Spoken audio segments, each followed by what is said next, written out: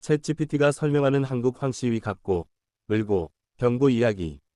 결론부터 분명하게 말씀드리겠습니다. 핵심 결론은 서기 28년에서 50년 시기에는 고구려에 군이란 적이 없고 백제에도 군이란 적이 없었습니다. 신라는 사로국이라 했는데 백이란 자기가 없었습니다.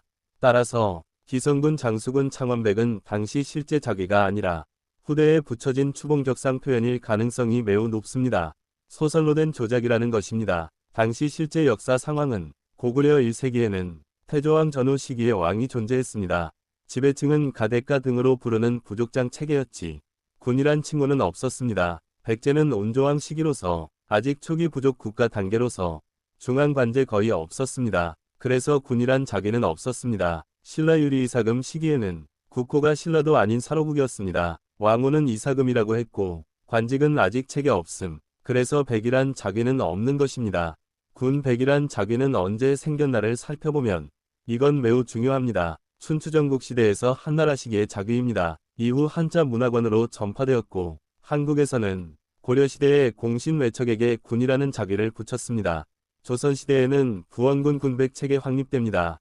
즉 1세기 한반도에는 존재할 수 없는 개념인데 그럼 이 스토리는 왜 생겼을까요? 황락의 설화 구조로 만들어진 것입니다. 황락은 3명의 아들이 있었다. 각각 다른 나라에 정착, 각 지역 시조가 되어줬다. 이건 역사라기보다는 공관분화 설명용 기원 설화입니다. 평해왕씨, 장수왕씨, 창원왕씨를 서로 연결하기 위한 구조입니다. 후대 자기 부여, 추봉, 군, 백은 후대 자기를 부여한 것입니다. 실제 당시 직함이 아니라 후손이 조상을 격상한 명의의 칭호, 지역 지배자를 후대 번역한 것이죠. 예를 들어 실제로 부족장, 촌장을 후대 기록에는 무슨군, 무슨백이라고 붙였습니다. 한자식 귀족 자기로 변환한 것이죠. 창원백 문제의 핵심, 골포국이 있던 지역 백성에게 신라왕이 백이라는 자기를 내렸다. 이건 역사적으로 성립하기 어렵습니다. 이유는 당시 창원 마산 진해 지역, 포상팔국 등 가약의 세력권, 신라가 완전히 지배한 시기, 훨씬 후대인 4세기에서 6세기입니다. 따라서 유리왕 시기에 창원 황씨에게 백을 임명했다는 기록은 정사에 없으며 있을 수도 없습니다. 학술적 해석, 현재 학계 기준으로는 황락도래설은 역사적 사실로 확정되지 않았습니다. 그러나 가문 전승으로서 의미는 있습니다. 공관 형성 설명 구조로 중요한 사항입니다.